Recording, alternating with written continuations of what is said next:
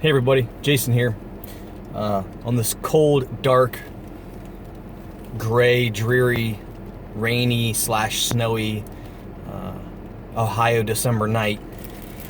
Getting ready to drive home, and I wanted to talk to you guys about something. And that was a follow-up. This is a follow-up video to my previous unboxing video of the day for this bad boy right here, the Blackest of Deaths. So I did my unboxing video. Obviously, I've had the ashcan version of this game for a long time now, since it was in development, and I friends with Eric Bloat, the writer, and so he asked me to if I wanted to do. Sorry, that's going to get dark since I'm driving. If I wanted to help out and do a little contribution to the book, and I said yes, and so I had access to the ashcan version a long time ago. Very, very, very surprised that he asked me to help, or even offered me a spot to help contribute. Very honored, because I love all the stuff that Eric has put out so far. Just really good stuff, especially the Dark Places and Demogorgons series, and but this right here, this Blackest of Deaths is really up my alley, because it's kind of a new take on OSR, which is really where my sensibilities as a gamer are starting to tend toward as I get older. Like I said, I started out with the D&D basic black box set back in like 91, 92, it was the early 90s, whenever that came out, which I graduated up to the Rules Cyclopedia, which I still have somewhere at my mom's house, and from then I graduated to AD&D 2E, and then so on and so forth. I kind of skipped over 3rd edition and 4th edition due to playing other things, then retiring from gaming for a while, and then coming back to Pathfinder and 5th edition, stuff like that. But as I get older, my sensibilities as a gamer are starting to revert back to more of an OSR style gaming, and Blackest of Deaths really kind of scratches that itch that I have in that regard. And I saw on Drive-Thru RPG, someone had mentioned that, and this is not to start a war or start a problem or anything like that, but someone had mentioned that they thought that, in their opinion, Blackest of Deaths was not OSR because of the mechanics and stuff. And I think that OSR can be a number of things to a number of people. And for me, OSR isn't just mechanics, it's also a style of play and a mindset of play. And so I think that some of the mechanics in this are more modern. Some of the more modern sensibilities, such as advantage and disadvantage. There's target numbers and things like that, whereas, you don't roll under your stat to do things and whatnot. So I guess in that regard, if that's how you look at OSR as being a specific set of mechanics, then yeah, it's not really, I guess, OSR. However, I think the way I look at it, and the way I look at the OSR, and also I think the way Eric looks at it, is it's not just a set of mechanics. It's not what the mechanics are, it's kind of how they feel, but also the tone and the style of play that you have. So I think you could have modern, sensible mechanics. Sorry if my phone's vibrating there a little bit. I haven't used this little rig here in a long time. I need to get a new one anyway. But it's also like the flavor and the just the feel you get from a style of gaming. And I think this game, while I've not actually played it myself with a group of people, I've tested out mechanics and things like that on my own at home, but I haven't actually sat down with a group of people and played. But I feel like this, to me personally, this is just my own opinion, it is OSR, and it is compatible with OSR things, because basically what it does is, if you want to do a little reverse engineering, you can take the stat. It's basically the stat bonuses of the 6 stats without the actual stats themselves. Like, instead of saying, oh, I've got a 14 strength, which is +1 bonus or whatever, you just get the +1 bonus. Who cares if it's a 13 or a 14? You know what I mean? Whereas I know technically, some people would say, well, what's the difference between a 13 and a 14? It's the same thing. It both gives you a +1. I know that if you go back and play more OSR, old school mechanics, where you have stats and you have to roll under, then a 14 obviously will be better than a 13, even if they were both in a modern game a +1 because you're rolling over a target number. I get that and I understand that, but for me, OSR is not just mechanics. It's also a tone and style of play, not just how the dice work. That is part of it for me, but that's not the only thing. Anyway, that's, I guess, another discussion for another time, and I probably took up 5 more minutes of that discussing that than I wanted to. But it's funny, I wrote a couple of notes. Since I'm sitting at a red light, I'll dig them out real quick.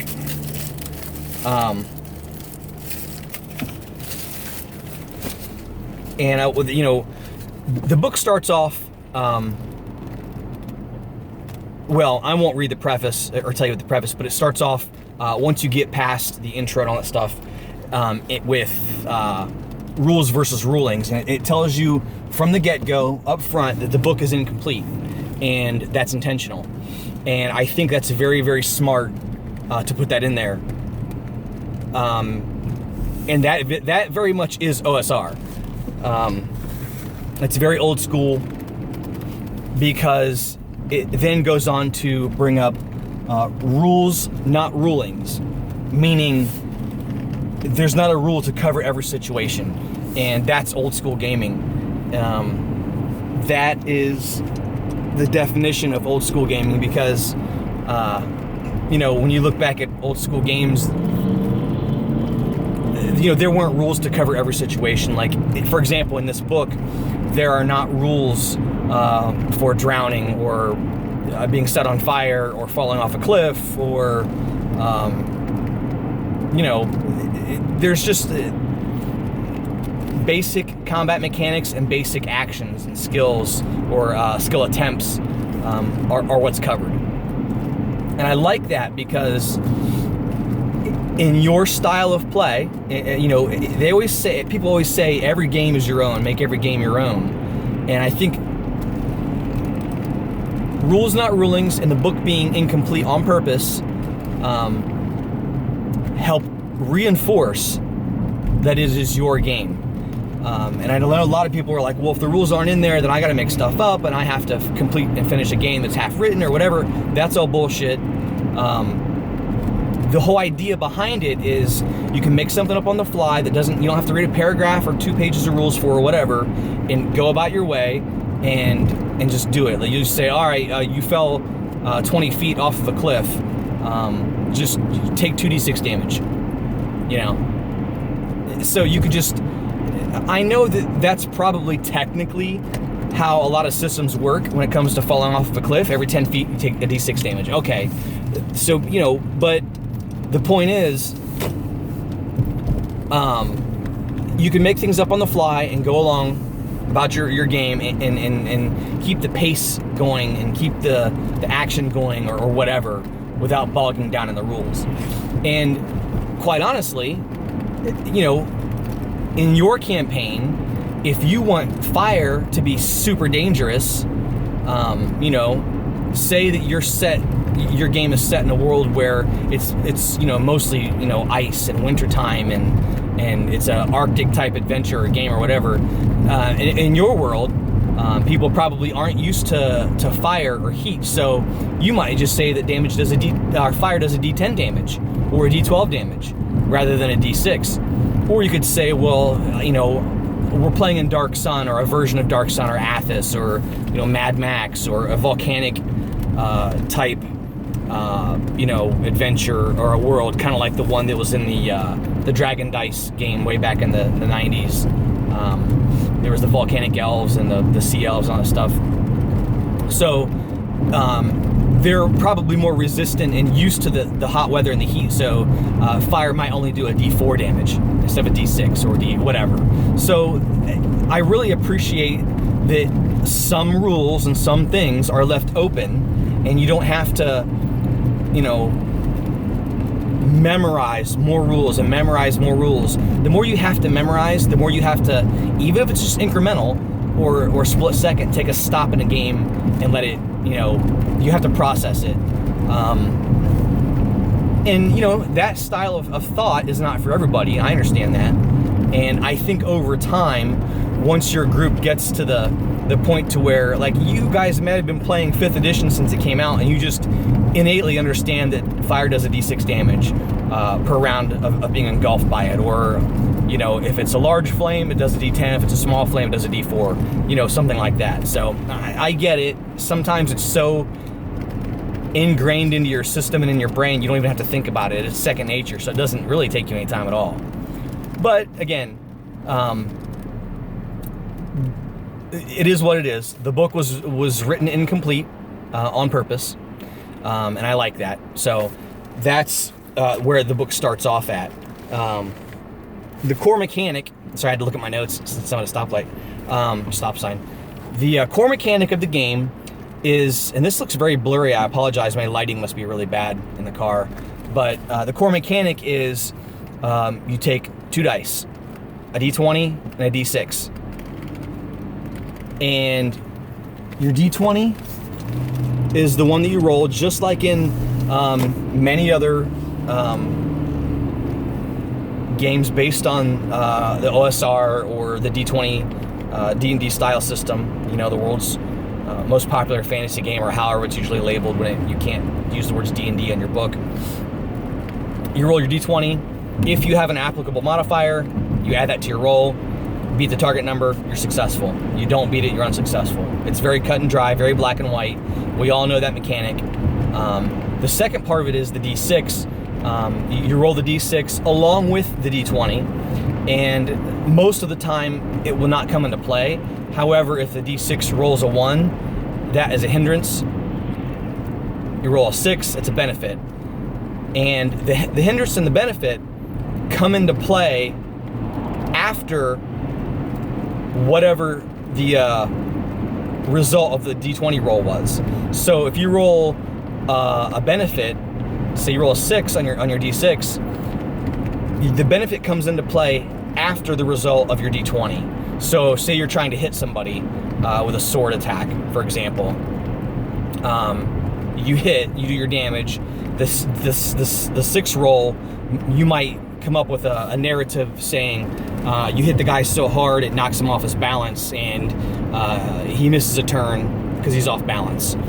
Or, you know, you're trying to climb a wall, and, you know, it's because someone's chasing you.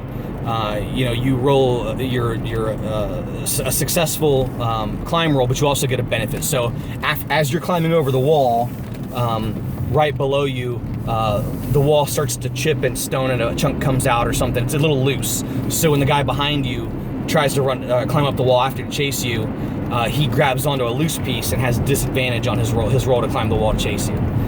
Things like that.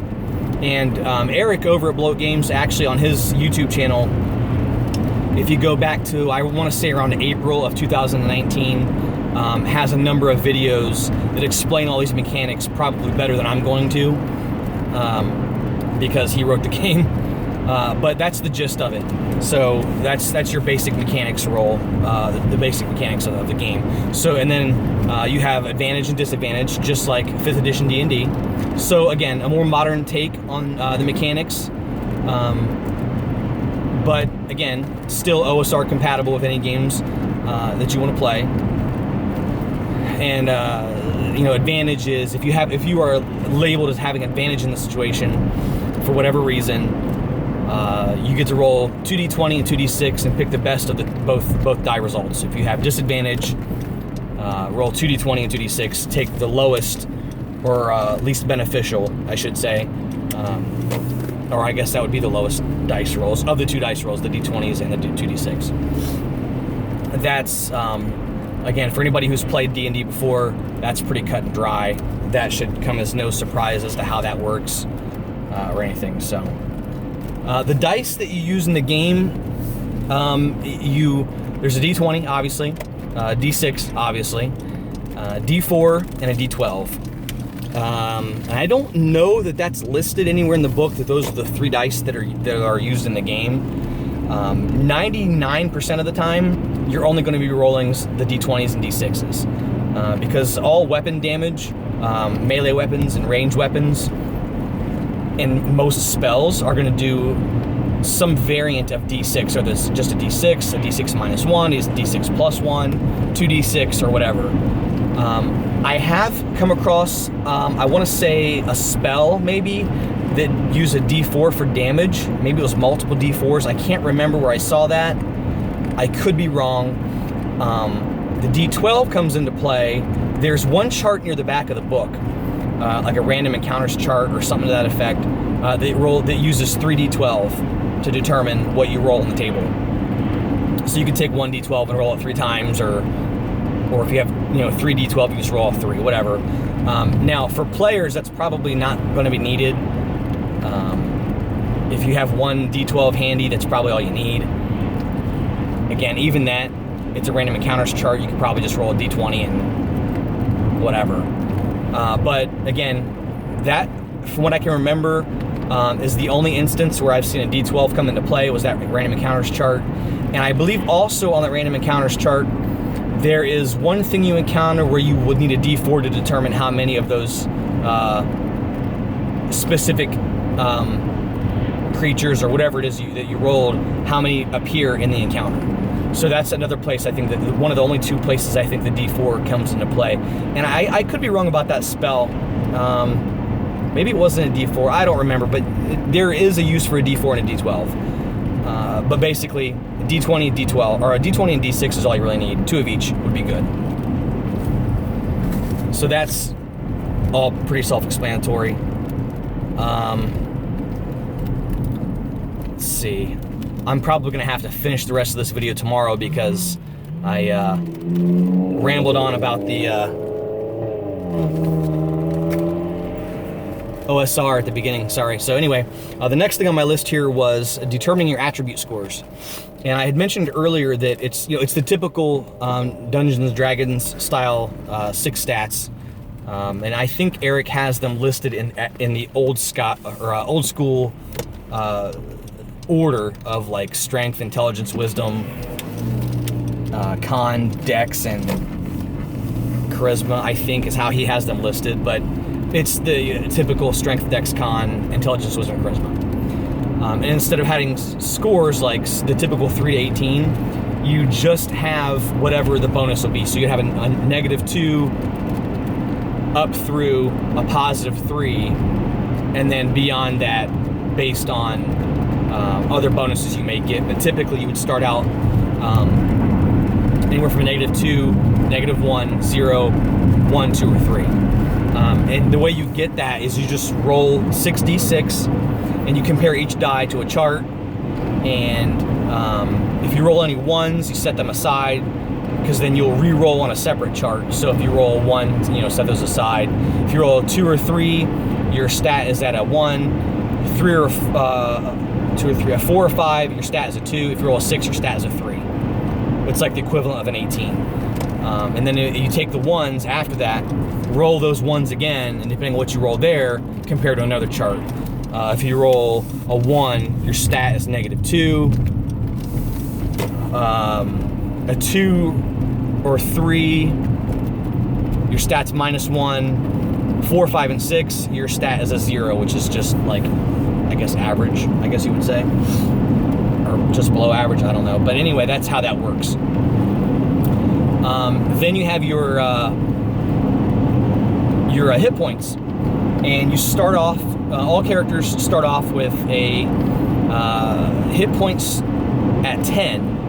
And then you'll modify that based on a couple of things. Your Constitution modifier. So if your Constitution's +1, you'll add 1 hit point. If it's -2, you'll subtract 2 hit points. Your race, could possibly determine your hit point modifier starting out, and then your class could also change that hit point starting modifier. And then after that, since in this game you don't level up, equipment or rare magic items are the only ways to change your hit points permanently. Let's see what else I have here, or do I have time to talk about these things?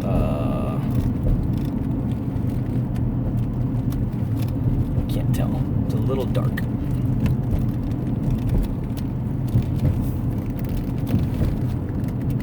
Oh yeah, okay. Before I go, I will talk about healing. Healing works like this. Since your hit points are going to average around probably 10 to 15 maybe at the most, probably 10 to 12. 8 hours of uninterrupted sleep, you regain all lost hit points. Obviously magic spells and effects can heal you. Also, you can get a magic salve that's kind of like a healing potion, I guess. You can use that up to a maximum of 2 times a day. And I want to say the healing on that gives you a D6 or a D8. I can't remember which. Oh, it'd have to be D6 because I don't think D8s were involved in any of the dice that I saw mentioned in the game. So I think it's a D6. But again, that can be used up to twice a day, and there's a good chance that that could heal you all the way completely. So up through healing is where we're going to stop. I will try to do another video tomorrow to talk more about the basic mechanics of the game. Then I would like to delve deeper into the races and classes, which might be a little bit more involved. I don't know if I will do those videos at home from my own personal little dungeon in the basement, or if I will do those videos on my drives to and from work. Apologies for the video being so dark and me rambling and talking so fast. Trying to get a lot of information in the video in what little time I had to record it. So anyway, thanks to you guys for watching. See, there's some light. Thanks for subscribing to the channel if you've done so. Thanks for listening, and tell your friends about the video. And I hope you guys check out the game, The Blackest of Deaths by Eric Bloat. The Ashcan version, I believe, is the only one still currently on DriveThruRPG. It's basically a finished version. The only thing that's not in it, as far as I can tell from what I've been reading, is a couple of races and a couple of classes. If you want to wait till January, the middle of January 2020, I think, is when it's supposed to hit full release. Kickstarter backers have already gotten theirs, physical products, which I've gotten mine, and it's awesome. It's a really cool book. It's a fun read. Again, I'm going to do more tomorrow, hopefully tomorrow. I'm not getting promises. And I will see you or talk to you then. So thanks for checking it out, and we'll see you later. Peace.